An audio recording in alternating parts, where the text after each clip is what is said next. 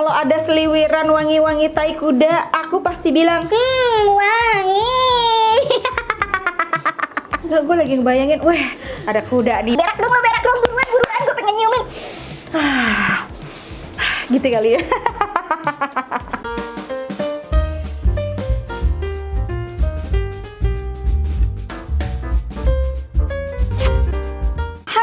Welcome back to my channel, Azik. Hey, apa kabar semuanya? Balik lagi di channel Rachel Godard. Guys, balik lagi ke segmen kesayangan teman-teman. Apalagi kalau bukan curhat time. Jadi kemarin gue udah nanya di instastory gue, coba ceritain kebiasaan aneh yang teman-teman punya.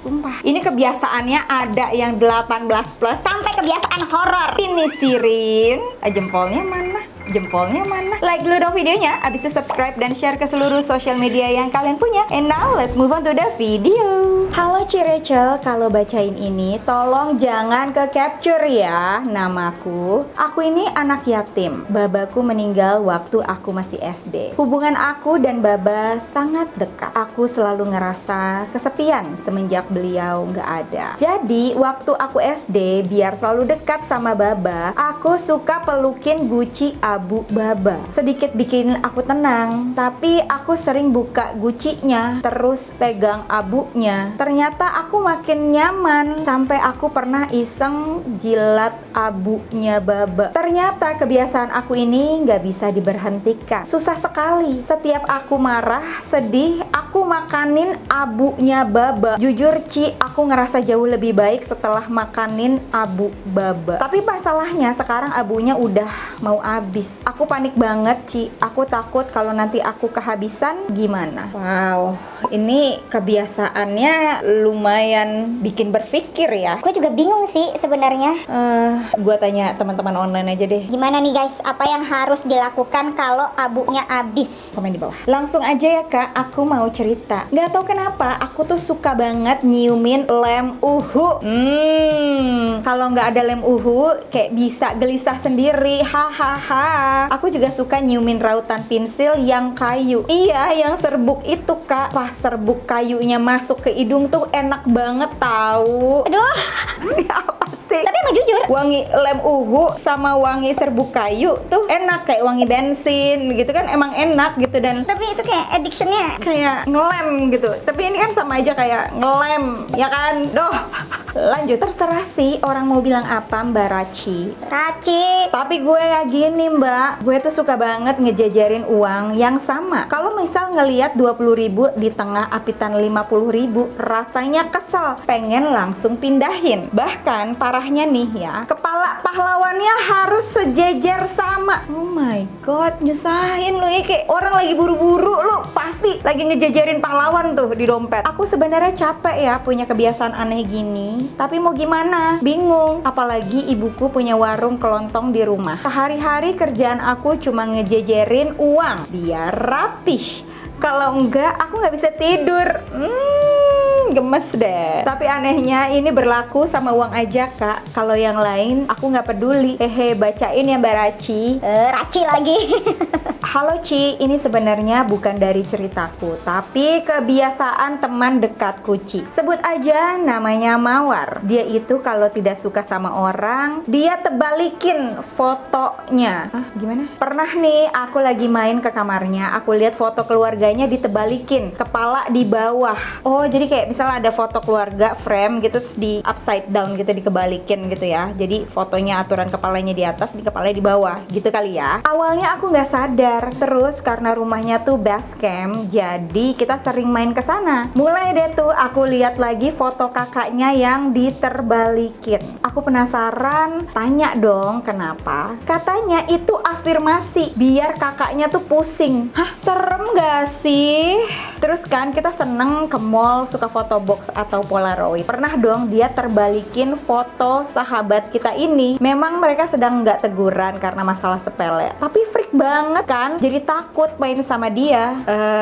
Gimana ya, yang namanya afirmasi kan seharusnya afirmasi positif gitu. Kalau afirmasi negatif mah lu namanya Ya, nyumpain orang cuy. dan afirmasi tuh buat diri sendiri, bukan buat orang lain. Kalau buat orang lain tuh namanya bener nyumpain. Bener nggak tuh? Coba komen di bawah. Ini kebiasaan ortuku kak, selalu minta duit, kalau nggak dikasih nyumpahin kualat. Tiap hari kalau mau pergi kerja pasti ibu bilang kalau aku kerja sampai saat ini tuh berkat jasa dan doanya. Seperti ibunya artis nih. Siapa ya? Tiap akhir bulan selalu minta jatah. Katanya uang numpang tinggal lah. Tapi giliran aku mau ngekos nggak dikasih. Ibu juga suka seenaknya ngambil barang-barang aku di rumah. Mulai dari parfum, skincare, baju, sampai uang tabungan pernah diambil. Dealing sama toxic parents itu memang nggak mudah guys. Apalagi nih kejadiannya sepertinya sudah bertahun-tahun ya. Tapi ada loh, Dari pengalaman gue ya, ada satu yang bisa lo hindari. yaitu arguing atau ribut cekcok mulut. Karena punya orang tua yang toxic itu, mereka tidak akan pernah bisa mengerti perasaan lo. Mereka nggak akan pernah bisa memahami apa yang lo rasakan. Buru-buru mau minta maaf. Enggak, dia ngerti aja tuh enggak. Yang dia tahu tuh gue benar karena gue orang tua, lu anak salah. Percuma banget ribut sama orang tipe yang kayak gini nih, yang nggak punya empati, yang punya hati tapi tidak berfungsi. Di otaknya anak itu cuman ATM sebagai aset masa tuanya. Karena lo udah gue kasih makan, udah dikasih sekolah, saatnya lo timbal balik jasa tuh sama gue. Kasih sini semua uang gaji lo. Makin ya kita berusaha untuk merubah dia untuk menjadi ibu yang baik, makin kita tuh capek hati. Karena yang namanya udah tua, udah nggak bisa diubah, say. Kayak udah stop arguing with them, nggak usah. Karena bakal capek hati, capek tenaga ya. Yang bisa kita lakukan cuma satu, menghindar. Menghindar dari konflik, menghindar dari arguing, menghindar dari orangnya. Itu udah paling bener deh. Gue tahu nih abis ini bakal bilang, Lo ngajarin jadi orang durhaka? enggak sama sekali. Menghindar bukan berarti menjadi durhaka. Kita tuh menghindari konflik. Yang namanya ada masalah itu ya udahlah. Kalau tidak bisa diselesaikan, udah mendingan kitanya yang waras ya. Kita menjauh aja. Menjauh dalam arti ya kita tetap hubungan baik tapi nggak terlalu dekat. Paham ya sampai sini? Gue nggak tahu apakah cuma gue doang yang kayak gini atau ada kaum-kaum lainnya yang punya kebiasaan aneh. Gue kalau mandi nggak suka handukan. Basah gitu maksudnya. Jadi habis mandi langsung pakai hand body. Oh maksudnya body lotion ya. Terus pakai baju WK. Jadi kadang baju tuh basah loh. Dan justru ini yang bikin gue betah. Kan dingin gitu ya, adem jadinya. Kocak lo. Gue penasaran deh kalau yang punya kebiasaan kayak gini. Panuan gak sih? Soalnya kan biasanya kan Panu tuh menyukai tempat-tempat yang lembab. Ya Geye. Oke, kita lanjut yuk. Kebiasaan aneh suami gue itu suka banget nyiumin iler kering yang nempel di bantal atau di guling karet. Jorok banget sih, sumpah. Jadi kalau mau tidur pas suami suka cium-ciumin bagian yang bau ilernya bener-bener nyengat. Abis itu dihirup dalam-dalam terus langsung tidur. Aduh, gelai. Ada yang lebih jorok lagi daripada ini nggak nih kebiasaannya? Kenapa ya tiap mau tidur malam gue suka garuk-garuk pantat? Pantat sendiri apa pantat orang? Even itu nggak gatel, tapi pasti auto garuk-garuk gitu loh. Untungnya nggak lecet pantat gue. Soalnya kuku selalu pendek. Kenapa tuh kukunya selalu pendek? Nih cewek apa cowok sih? Oh cewek. Awal-awal nikah sih masih malu garuk ngumpet-ngumpet. Jalan 3 tahun auto garuk tanpa malu. WK. Mana suami gue sambil nyanyi, dia bilang gue lagi gitar kalau pas lagi garukin pantat. Tapi seru ya memiliki pasangan yang bisa menerima segala kebiasaan lo ini. Gue kalau mau tidur kudu pencet konti laki gue. Gue nggak bisa merem aku tuh kalau nggak dimainin. Lanjut. Ini sekte apa lagi nih? Gue kalau makan seblak kuahnya dipisah. Gimana sih lu? Yang namanya seblak kan udah digoreng semua terus tiba-tiba lu pisahin gitu. Kalau ada, ini gue tahu banget nih. Manusia berprinsip kalau ada yang bikin susah ngapain dipermudah. Iya kan? Lanjut. Gue suka makan upil dari kecil. Sumpah kadang jijik, tapi pas ngupil tuh sayang banget kalau upilnya dibuang. Oh, eco friendly ya Anda ya. Aduh, pasti pasti gue cemilin, apalagi kalau ada umbelnya jadi agak basah-basah. Umbel apa sih? Ingus, bahasa apaan? Bahasa Sunda. Emang gila kali ya, waduh. Namaste. Aku suka banget gigitin barang. Aku bisa gigitin apa aja kak, bahkan remote. Gue penasaran, pengen lihat gue handphone lo tuh digigitin juga nggak? Gue tanya. Gue tahu sih kayak ada orang yang suka gigitin pensil ya. Zaman gue SD gigitin pulpen, apalagi tutup pulpen pilot tuh. Biasanya ujungnya tuh yang peruncingnya biasanya tuh udah pada Ngondek gitu tuh. ya kan, kalau digigit ya. Gue masih bisa paham. Tapi kalau remote Say. kan gede ya, gigitnya aja kayak susah gitu. Tolong. Ini lagi. Temanku kak makan kerupuk dicelup pakai es teh selalu gitu. Aduh, kerupuk tuh kan paling enak dicocol sama sambal, apa kayak kecap deh ya. Ini kalau pakai es teh kan melembab ya, dan rasanya manis, rasa teh gitu. Kalau di kuah santan, kuah soto tuh enak. Tapi kalau manis tuh kayak tolong. Tapi ya soal mencampur-campur makanan nih, gue punya mantan video editor. Yang kalau makan Oreo dicemplungin pakai air putih. Air putih, say. Seharusnya pakai susu gitu, susu coklat, susu putih. Ini pakai air putih. Terus air putihnya diminum sama dia. Sekteknya aneh. Lanjut. Gue kalau tidur kaki tuh harus dalam keadaan basah. Bahkan gue selalu siapin air, bukan buat minum, tapi buat basahin kaki kalau udah kering lagi, say. Gue tahu banget ini kebiasaan gue zaman dulu masih susah ya. Jadi gue nggak pernah punya AC sampai gue kayak kerja umur 24-an. Jadi seumur 24 tahun gue tidak pernah punya AC. Oke. Dan Lo tahu Jakarta tuh panasnya kayak neraka lantai 3 ya. jadi kalau tidur itu kipas udah di depan muka ya, badan tetap panas. Jadi mau nggak mau, gue tuh basahin kaki, ciprat-ciprat, atau kalau lagi males udah siram aja. Udah tuh, jadi kayak dingin. Masa-masa itu ya, duh, ya ampun, cita-cita gue tuh zaman itu cuma satu, pengen punya AC biar nggak dinyamukin. Pengen punya AC biar kalau abis mandi bisa pakai body butter, bukan pakai autan. Ada yang pernah ngalamin kayak gini juga nggak sama gue? Coba dong komen di bawah. Kebiasaan gue nih Kak Rech agak aneh sebenarnya. Gue suka gigitin lidah sampai berdarah. Pokoknya kalau belum berdarahnya banyak dan belum ada sariawan, gue belum berhenti. Sukanya menyakiti diri sendiri ya, say. Dan kalaupun besoknya udah sembuh, diulangin lagi sampai berdarah lagi. Gak tahu deh ini kebiasaan aneh macam apa. Aduh, amit-amit ya say. Kalau itu beneran sembuh, kalau nggak sembuh bener-bener, takut saya tuh. Dari hamil anak pertama, gue demen banget ngemilin beras. Sampai sekarang anak udah 2 dan suka cemilin itu. Tunggu, Beras tuh kan keras ya, seperti plastik gitu kan. Kalau digigit juga nyangkut-nyangkut gitu kan, kayak makan aspal. Nggak ditegur apa sama Pak Su. Dan kalau gue kepedesan, gue langsung cemilin beras seketika pedes itu hilang. Oke.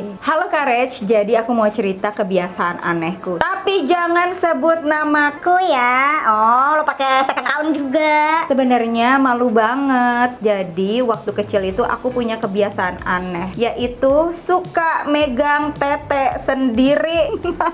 Dan ada satu lagi, kalau aku tidur saking enaknya, aku bisa bangun sambil tidur, jalan buka pintu terus keluar di luar. Oh, kayak sleepwalking berarti ya. Pernah aku kan sama keluarga sukanya tidur di ruang keluarga gitu. Aku pernah bangun malam langsung buka pintu, langsung keluar tidur di teras rumah. Pagi-pagi tetangga yang bangunin. Coba bayangin malunya gimana. Kalau punya kebiasaan kayak gini kayaknya penting banget deh ngunci pintu ya. Lanjut. Bukan kebiasaan gue sih Kak Rech, ini tetangga teman gue. Jadi tuh tetangganya nggak bisa kalau makan nggak pedas. Tapi lo tahu gimana cara bikin makan pedesnya? Bukan sama cabe, tapi sama semut. Iya, semut hitam. Oh iya, semut hitam kan emang rasanya rada pedes-pedes, kayak tengik-tengik gitu kan. Jadi dia kumpulin tuh semut-semutnya baru dimakan. Bisa-bisanya lo Kak, gue ngakak brutal. Tapi lo bayangin gak sih, semut kan jalannya suka-suka dia. Kadang ngelewatin bangkai tikus, ngelewatin kecoa. Pedas tuh. Tapi tadi Kak Rachel bilang rasanya tengik, berarti Kak Rachel pernah makan? Ya pernah gak sengaja? Pernah. Emang lo gak pernah makan semut gak sengaja? Pernah kan? Tengik kan rasanya kan? Bener. Lu gak pernah? Dicobain deh. Ngelupasin kulit telapak kaki. Aduh. Nih kenapa sih lu pada kebiasaannya aneh-aneh banget? Sampai berdarah, sampai tipis. Setiap pagi, siang, sore, malam. Ntar tumbuh lagi kulitnya, kelupasin lagi. Ih, baik-baik lu. Kalau sampai ada luka, ribet ngobatinnya, say. Punya BPJS kan. Korek-korek udel pakai jari, terus diendus-endusin wangi.